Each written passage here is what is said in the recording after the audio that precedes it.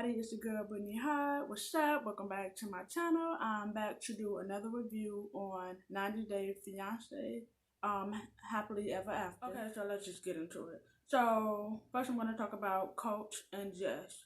We already know that Jess had found out that Coach is still friends with and talking to Vanessa, and she hates that, and I'm still mad at Coach mama for telling her that because she knew Jess would not like that, and that kind of upset me. So anyway, Jess has stormed out. Coach still talking to his mama, and I'm kind of upset because they'll be like, "Oh, if you don't have trust, you don't have anything," which is true.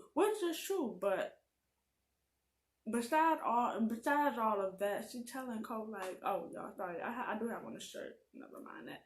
But besides all that, yes, that is true, but I think I'm more upset because she ended up telling him like, yeah, you don't need that. She's childish, she's immature, and I have a pull-out bed on that couch because they're at a hotel.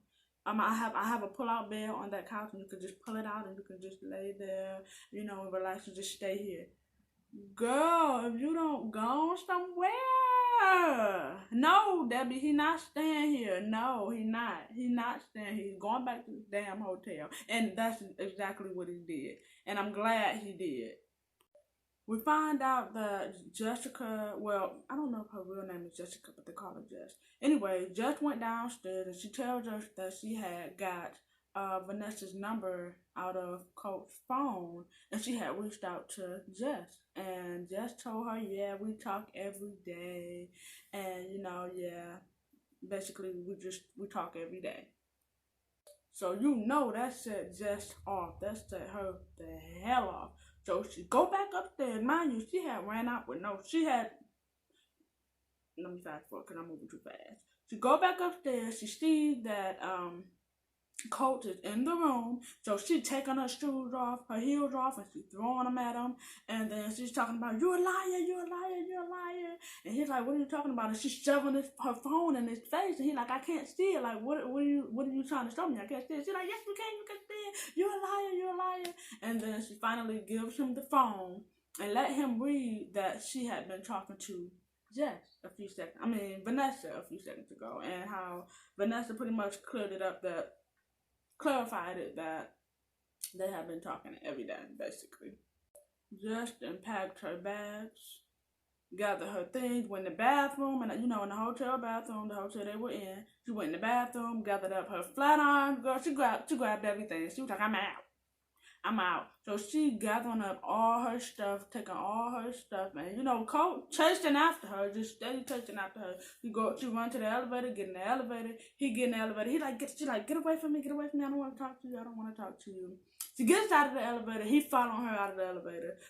They driving me crazy. I'm watching it like this now, like what are they doing? So she finally goes back to the elevator and gets in because she's saying she's leaving. So she calls. She on her phone, like, texting somebody to come get her, but he's like, what are you doing? Like, I just want to talk to you for 5 minutes. And she's like, no, you're trashy, you're trash.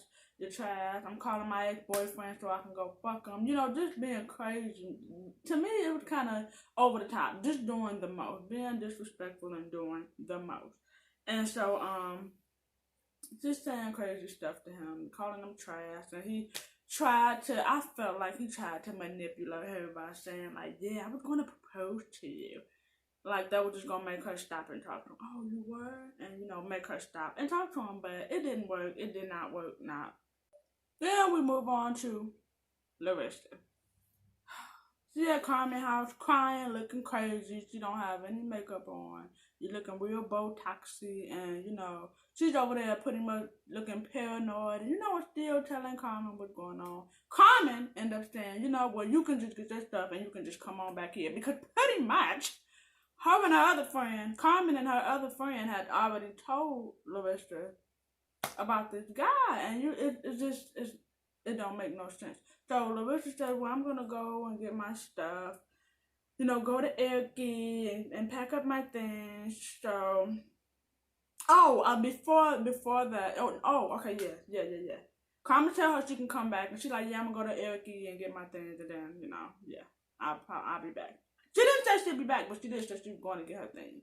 So the doorbell rings, and she freaks out. Larissa freaks out because she's thinking like maybe Eric had called the police on her about this damn phone that he said he wanted back, that he claimed she took. So she jumps up. Carmen goes to the door. Larissa jumps up because she's like, oh shit, like it ain't nowhere to hide in this mofo. I don't know if she really wanted to hide, y'all, but she was just so paranoid. So Carmen goes to the door. She end up going outside the door and closing the door. And she comes back in, y'all. And she like, oh, it was just my Amazon package. This girl had an Amazon package. That's all it was. So Larissa was freaking out for nothing. So, yeah, so that was that. Larissa said, okay, I'm leaving, or whatever. Larissa leaves. She goes back to Eric's house. She's knocking on the door, knocking on the window, because she said she left her keys. So, she goes around to the back and she asks Eric, like, is it okay if I enter? You know, because she don't want no problems. She's not trying to get arrested and then get deported. So she don't want no problems with this man. So he like, yeah, you entered already before. You've been entering. And I'm just like, nigga, you ain't got to get smart. And, you know, he come outside. It's nighttime. He's brushing his teeth, looking crazy. I low-key think him and his little roommate are freaking, because I really do think Eric is gay. But, you know, I'm cool with that. I love my gay people, you know. But I just think he is, and I don't think he's interested in Larissa. I think he just wanted to be on TV. That's what I really think that's about. So, yeah.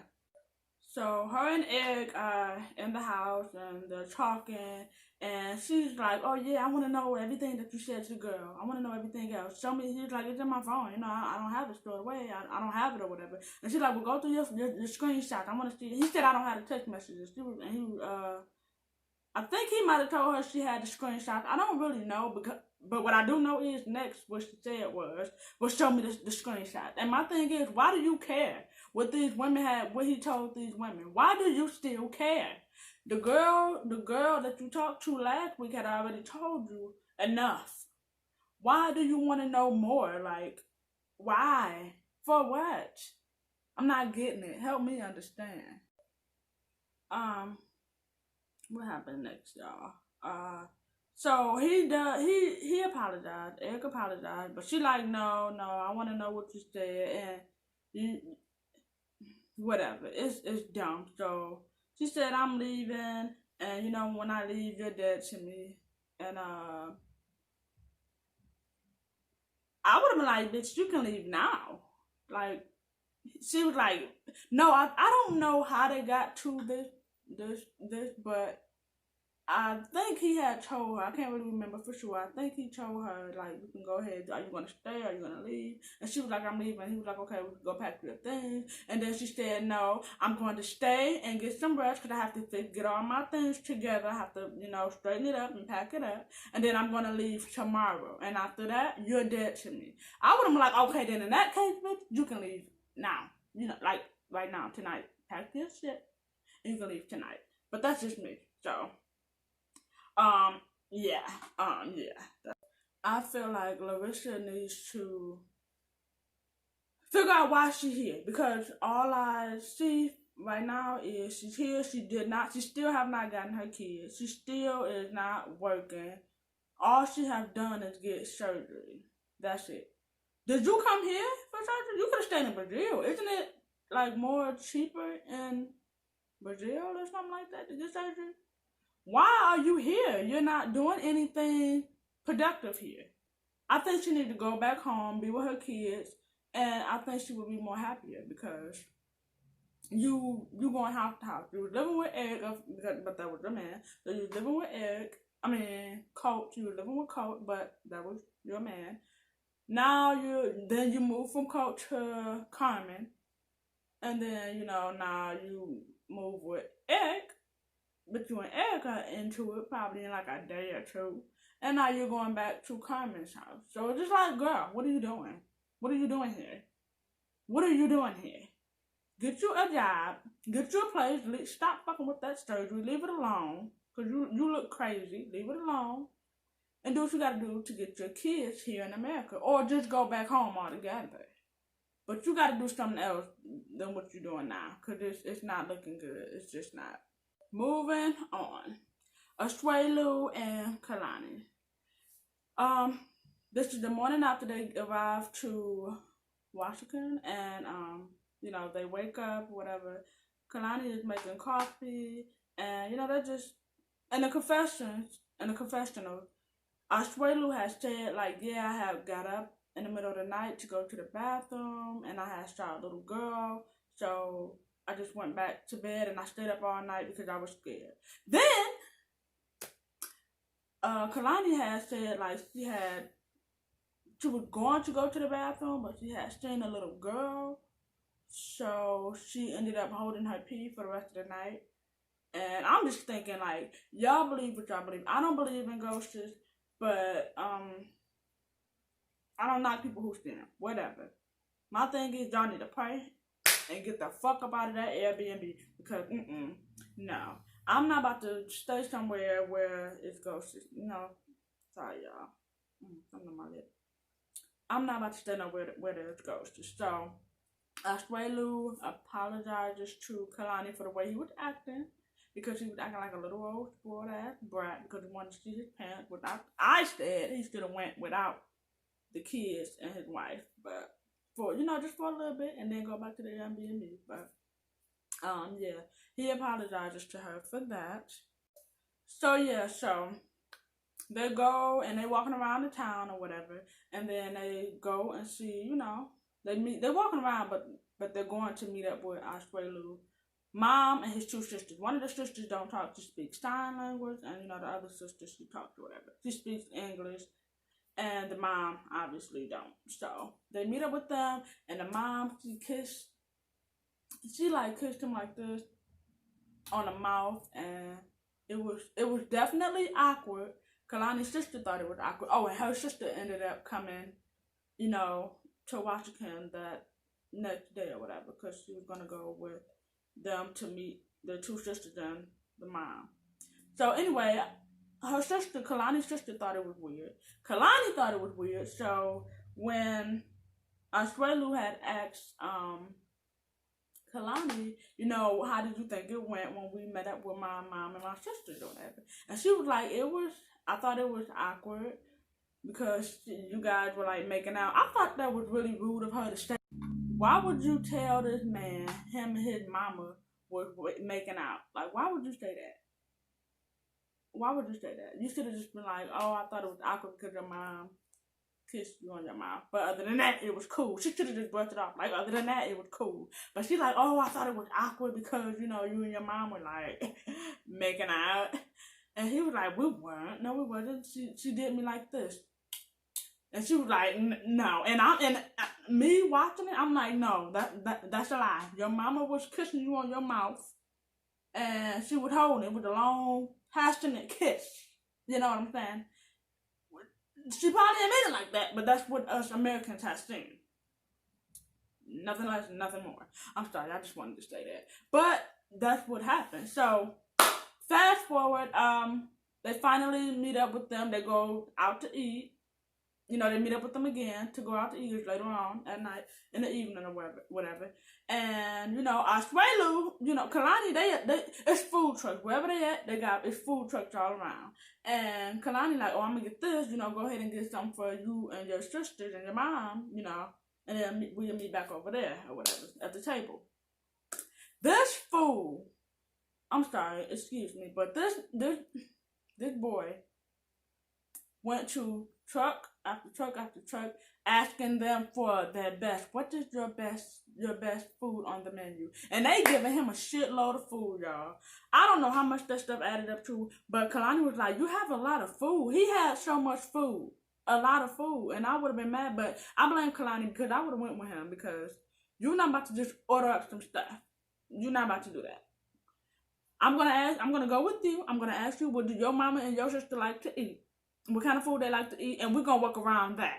We're going to one food truck. We not all that you doing. He done went to like 4 different food trucks. All that you doing, we not doing that.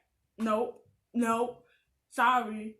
So yeah, I'm just saying.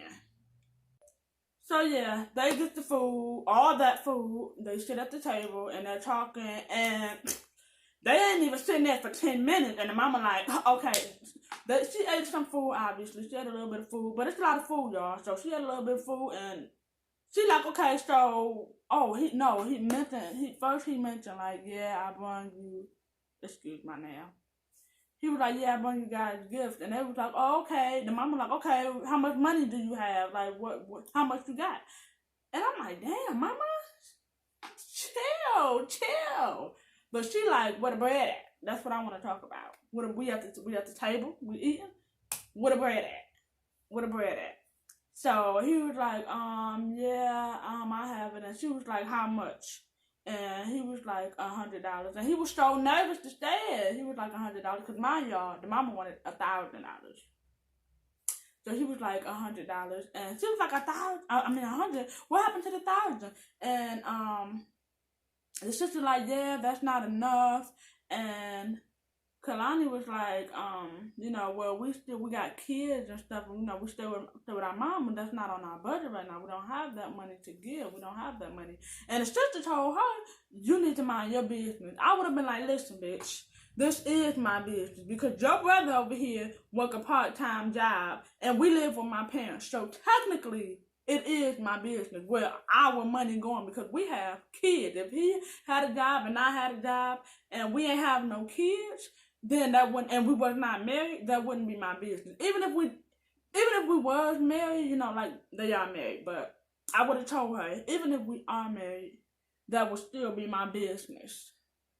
I don't know where I left off at, but I would have basically went off on his mama in a polite way. No, his sister, but saying it ain't my business. And I would have been like, yeah, so let's roll out. So yeah, the mama said, okay, well, I'm done here. Like, I need to send money. First, she said, I need to send money to Samoa, to the church. Fuck the church in that country. You here in the United States. So, no. And she said, I'm done. And she got up. So, yeah, she was like, I ain't taking 100. I asked for 1,000. We done. I'm gone. Well, she didn't say we done. She said, I'm done. And she got her little old ass up and she bounced. And then you see in the confessionals, Aishwelu was like, yeah, I see what Kalani was talking about when she said, it seems like my family only loved me for the money that and that was pretty much it for Aishwelu and Kalani. Now, next I'm going to talk about Tanya and Shenzhen. Shenzhen? Whatever. I'm sorry if I said it wrong, but I don't really want to talk about them because they are completely boring. But in this episode, you see they are now in South Africa, where Shenzhen is from, and they finally go see his brother, who was in a bad accident, and so they go see him, and then him and Tanya kind of separate. He's gonna go, chill out with his brother alone. This is the second, maybe the third day. Okay, let me say it over. Together, Tanya and Shenzhen go and see Shenzhen's brother. They talk to the brother, blah, blah, blah. Then the third day, whatever, they separate. Tanya goes with Shenzhen's mother and sister, and he's going to go hang out with his brother. And Tanya and the mother and the sister, they're just pretty much talking about, Tanya and Shenzhen's relationship and how Shenzhen is free-spirited and Tanya is saying, like, he's not serious enough and blah, blah, blah. And they're just boring. They're just boring. Like I said before, I don't think it's going to work out. They don't need to be together, period. Next, we have Andre and Elizabeth. Libby, as we call her, they call her, so now we call her. Andre and Libby, they're still at this damn table. The last episode we saw that Andre was about to fight Libby's brother, but as you know, they didn't get into a fight. I think he would have beat what's her name? Libby's brother's ass. I'm not, but we don't know. He might be all talking, might have got his ass beat. Who knows? So we see them getting into it. They finally sit down. He's telling them, telling Libby to tell her brother and daddy to go back to, pack their bag. Tell them to pack their bag, pack their bag. I'm like, first of all, nigga, when you come back to America, you can pack your bag, the bags you got left, and you can come back here to your country. Because he acting like he don't want them in his country. So I be like, we don't want you in our country. And I know it ain't right to shoot fire with fire. But when you start acting a fool, I'm about to act a fool too. Now, my thing, I don't got too much to say about what happened. They were just still pretty much sitting at the table. He acting like he want to fight them. And he being disrespectful. He acting like they can't ask him about his past. And his friends are pretty much defended him and were just saying like, yeah, they shouldn't keep asking about his past. If he don't want to talk about it, he shouldn't have to talk about it. And I'm thinking, well, what the fuck do you got to hide? And the dad is thinking the same thing too. Like, why don't you want to talk about your past? What are you hiding? And I'm mad because Libby should have found this out herself a long time ago. She should have been knew about this man's past because she don't even know about his past. So she's like, come on, get up, let's go. And they about to leave, pretty much. She's about to leave her daddy and her brother at the table with his friends and his peoples. I don't like the girl. I don't like her at all. And if I was the daddy, I would have been like, since you so fucking mouthy and got so much fucking mouth, y'all figure out how y'all gonna pay for that wedding because I'm not paying for it. And I'm going back home. You know what? I'm gonna stay and I'm gonna have a good time because I'm all the way out here. But I'm not about to pay for y'all wedding. So since you got so much motherfucking mouth, you and your friends who don't want to defend you and tell me that I shouldn't be asking you questions when I'm asking you questions because I want to know because you about to fucking marry my daughter again. I want to know these questions. So since I can't answer these questions, don't ask me for a motherfucking dime. Y'all pay for y'all wedding. Y'all already married anyway, but y'all want to take a wedding, so y'all pay for it. How about that? But anyway, so they go outside and he's talking shit. He hyped up, he mad. But his brother said in the confessional that he just had too many drinks. Too many drinks or not, Andre is an asshole. Period. I can't stand him. I cannot. And that's just that on that. Next, we got Michael and Angela. Okay, so they go and see Michael's auntie or whatever, and she said that she's gonna pay for the wedding and everything, which is good. They like, yeah, we happy because they were stressed out. They had so much on their plate or whatever, and so now she want to talk about this baby. She said, well, we thought you had, you said you had one egg when y'all sorry, the motorcycle. So she said you got one egg. Like, what's up? Well, like, when y'all gonna have this baby or whatever? Because he needs to have a baby. And she was like, yeah, I went to the doctor. They said I don't have the egg yet. Poof, disappeared, and I don't have an egg anymore. So basically, I can't have a baby. I mean, I could, but only on if it's God's plan or God's will to give me a baby. But it is risky for me to have a baby. And they basically like, well, we don't know. Like, he has to have a baby. Like, that's our culture. Like, that's what we do. Like, the men have to have a baby. Like, what y'all gonna do? And my thing is, I don't know why every episode we're talking about this. This lady can't have a baby. Michael, what are you gonna do? Are you gonna stay with her old ass, or are you gonna leave her? Because in the back of his mind too, he wants a child too. He do. Not just for his family, but he said he wants a baby because he wants one too. And if this lady here can't give you one, then y'all might have to let it burn. But as you know, if you watch the show, you know that they are currently married and they are still together. So I don't know how this is gonna work out.